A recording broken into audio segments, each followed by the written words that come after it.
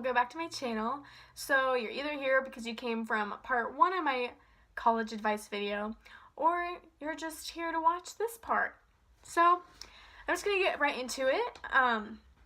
These are more different topics than the first video. The first video is just kind of like what to expect before school starts, but this is more of like stuff that you should do during the school year. So my computer is over here, like I mentioned in the first video. So most of my stuff that I'm going to talk about is down there. So the first thing I'm going to talk about is classes. There are classes that don't require attendance, but you should still go. By going to class, you're getting more information from the teacher instead of just like stuff with online lectures that they would send. It also helps for you to pay attention to the stuff that they're saying. There is so much that they don't put on their slide. They do expect you to know and to learn. So I would pay attention more to what they're saying than what's on the board or what is on the notes, because most likely the professor is going to download the lecture on, like, if you're using Canvas, because that's what we use, or Blackboard, or any other site that your classes are on that you communicate with and how your grades are. I recommend going to class. I probably only skipped 2 classes, like one last semester, one this semester, because I either had a lot to do and it was due that day and I'm like, I don't have time to go to class, I have to do it now, or I was sick. So and then there are some classes that do take attendance, and I know that taking attendance, there are some points you're like, I'll do fine, I don't need those points, like my grade's fine, I don't need attendance points. But they do help. There was a class that I was struggling with, and I went to every class for the lecture. I went to all the classes for the recitation for that lecture. I think actually it might have been one. I think that was the one that I was sick, so I couldn't go. And at the end, when he adds in all the points, it helped me so much. I thought I was going to do worse, but I did okay. So if they do take attendance, go, because somehow it's going to benefit you at the end of the class. Another thing with classes, if the professor offers review sessions before an exam, go to them. Because most of the time, they will stress more about what will be on the test and help you than if you were to do the review in class, where they're just going to go over a broad amount of stuff from chapters, which they are specific to the test, but the test will be even more specific through that review. So go to review sessions and use office hours. If it's office hours with your TA, get help through them for the class. If it's office hours with a professor, get to know the professor so they get to know you, so you can use them through networking and resources and so much more when you get to know your professor. So with classes, you gotta study. It's really hard to get a good grade in the class if you don't study. I suggest right after the lecture, you go into your notebook or your planner or something from that day and write down the main important points that you talked about that day. I believe that's the best way to remember what you talked about. So then when you go to, if it's like a Monday, Wednesday, Friday class, and you had it Monday, you talk about stuff, and Wednesday, like you talk about new stuff, you're like, well, crap, I don't remember what we talked about. You go back into your notebook, your planner, and you go back to the highlighted stuff, because most likely they'll build from the most important stuff to that next lecture. You want to stay organized with your notes, anything. So if you have lectures that are coming in, download them, put them into file on your computer. If there's written notes, which I do suggest writing the notes is better because it's better for your memory and your hand helps you remember. I don't know, there's something about writing the notes better than looking at it. Helps you just remember, okay guys? Writing helps you remember. So I mean, whatever you have highlighted in your notebook, most likely important. So then when you go to your exam, you're getting ready for your exam, you're just going to go back to the highlight stuff. You're like, okay, I got this. And then that's when you point to the more specific things, like in the brain there's these 4 lobes. Highlight that. And then when you come back to it, then you can go back to what the lobes do. You know, something like that. It does help. I'm not just giving you advice that's not going to help you guys. Okay, so you're going to want to stay organized with your notes because it'll be so much better to reference back to a page than like looking through a bunch of papers. And then if you have study rooms, use those. I know that most living areas will have little rooms that are quiet that you can use for yourself. And the library where I go to has study rooms that you can sign up for like 2 to 4 people.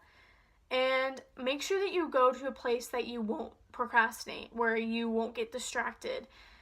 Even if it's just for 45 minutes, go to a place and work hard. Focus, get all your stuff done while you can.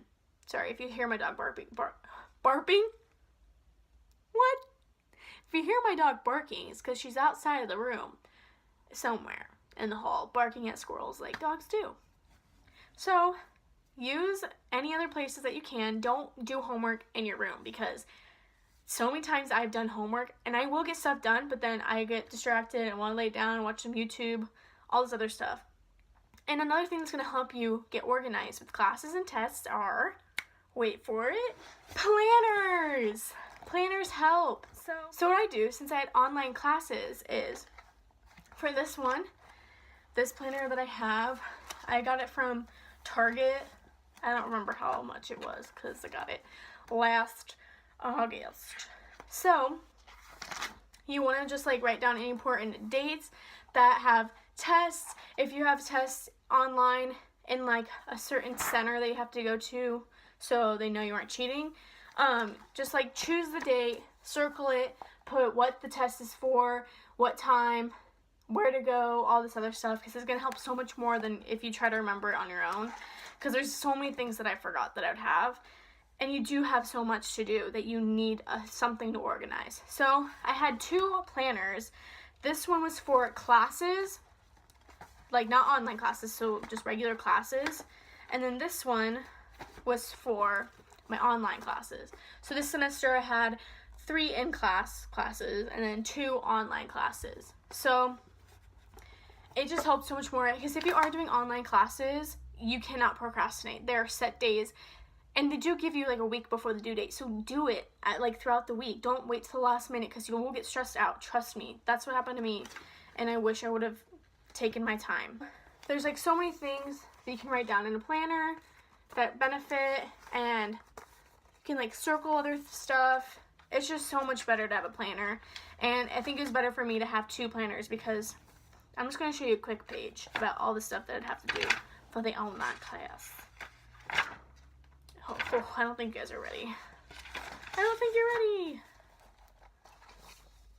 So like one online class would have 3 things that I'd have to do one day, and the other one would have 2 things that I'd have to do that one day. So it's just so much better to have stuff written out, and you can just space out everything, get it done, and then the day that it's due, you literally have like 2 sentences to write for it. And then for the other one, for my just regular classes, I write down the days that, let's see, October, like when journals were due, I'd look at the syllabuses first and then go through in every syllabus and just write down what's going to come up, what's important, what I'm going to have to pay attention to, focus on. So that, planners are your friend, or any other planning thing.